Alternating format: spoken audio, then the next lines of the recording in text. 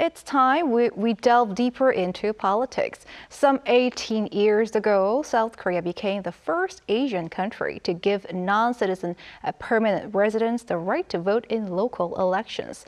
But recently, some politicians have pushed to revoke this right. Today, we take a look into the non-citizens' right to vote in South Korea with our National Assembly correspondent, Shi-hoo. Good to see you, Shi-hoo. Great to be here. So you have been going through all these pages. Can you give us more detail on who exactly are eligible to vote and how did South Korea become the first in Asia to allow suffrage for non-citizens? Well, those eligible must be 18 or older and have held permanent resident status for at least 3 years. They can't vote in presidential elections or for National Assembly seats, but they are able to vote for regional leaders, which includes governors of provinces and city mayors. And there was a specific motivation for South Korea to adopt this policy. It was in hope that perhaps our giving of suffrage to non-citizens here may affect the political rights of overseas Koreans who are living in other countries. Listen in. Because of our unique history, there are lots of overseas Koreans living in China and Japan. But they had little political voice in those countries despite their population and economic power. We decided to take the lead in granting suffrage to foreigners, as that can serve as grounds for enabling the overseas Koreans' right to vote in the countries of their residence. Right, Shi-hoo, but I hear there are some voices saying this country should limit non-citizens' right to vote. Why?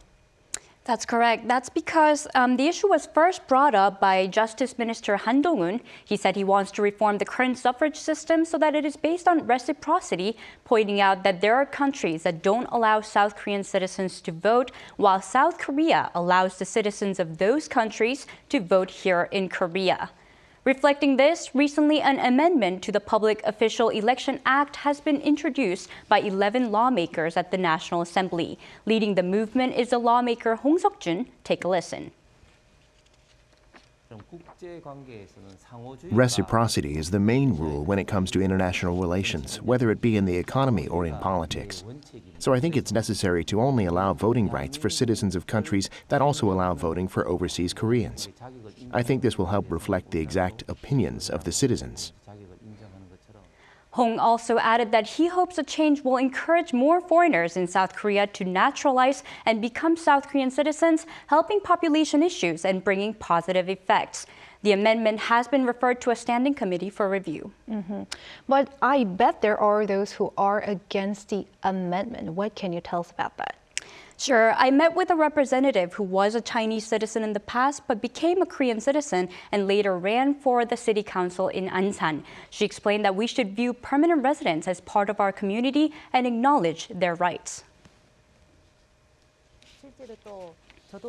There was a change in my expectations for Korea and the direction of life once I was eligible to vote. Other foreigners I know also say that the right to vote has helped them with their life in Korea. And Shi-hoo, I wonder, what do citizens and non-citizens alike think about this issue? Yes, I spoke with some people on the street. Some said that the opinions of permanent residents must be taken into consideration in local politics, while others said that only the citizens should be eligible. Let's take a listen. I think it's okay. I think it's okay if they stay 3 years and work here and they don't have any problems with law, and why not? I think the voting is the right for the citizens. If you are a citizen, then you can vote. If you are not, like I am not a citizen, so I don't have a right, and I should not have a right for that. There are cultural differences, so I think only the permanent residents or citizens should be able to vote, like the way it is now. As for how much impact voting by non-citizens has on the results of the election, experts say it is actually minimal. As of last year, 120,000 permanent residents were eligible to vote. Of them, only around 13% have been known to vote in local elections. But the value of suffrage goes beyond just the numbers. All right, Shi-hoo, thank you for your report. We look forward to hearing more from you on this issue. Thank you.